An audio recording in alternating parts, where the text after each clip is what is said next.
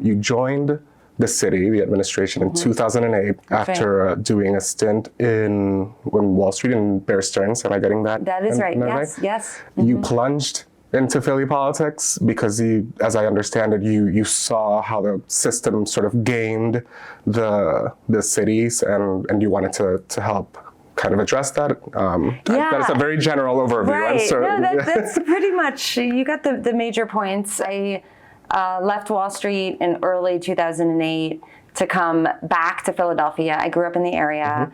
To come back to Philly to work for Philadelphia, to make it work. I wanted to use what I learned on Wall Street to actually help government work for people. I came to the conclusion after 9 years working for the city that I had to run for office to break up the entrenchment and make our city truly work. And that's why I ran for city controller in 2017. But I won with 58% of the vote, which to me shows the change that people want here in the city. That's what I've been working towards over the last 5 years as controller, to expose wasteful spending and chart a path forward. But my power ended at making recommendations, and that's why I'm running for mayor now. Are there any lessons from campaigning in 2018 that you're taking now in 2022, 2023, given that at this point in your political career, you've now been part of 2 high-profile races. Yeah. One of which you transformed into a high-profile race. I learned from my controller's race is that the most important thing is going out and connecting with people. What an election is democracy, and every person gets one vote.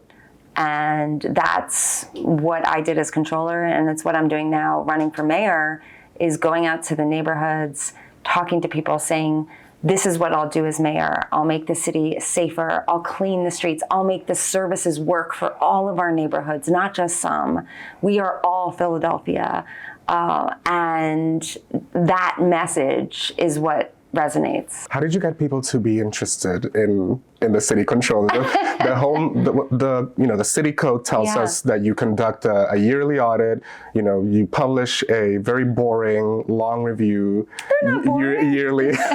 But somehow, again, you managed to bring that to the forefront and really highlighted some of the financial inconsistencies, and we'll get to that, of course. But so how did you get people galvanized for this, to get to understand the city's finances?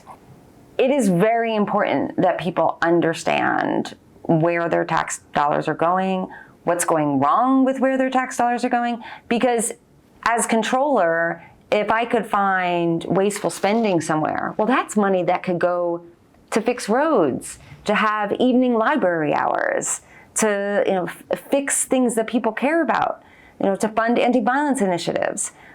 So every dollar wasted is a lost opportunity. And that's how I use the role of controller, to connect with people that, I'm going to use this role, and I did use this role to be a controller for the people and say, here are all the things that are going wrong with the city's finances, and be transparent about it, because this is your money and we have to fix our city for our kids and our families. On the flip side, it's the optic consequence of that. It's made you seem as a combative controller.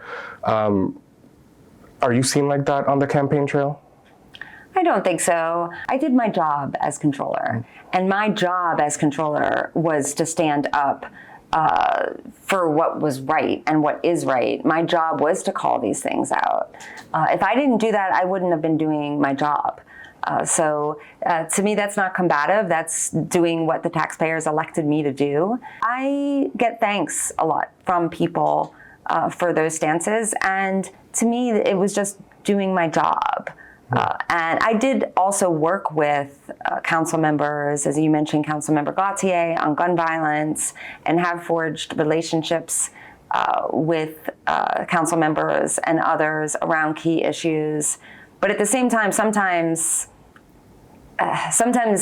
you have to take a stance, in my view, and I've shown that is necessary sometimes. As mayor, too. Yeah. We need a mayor that has courage.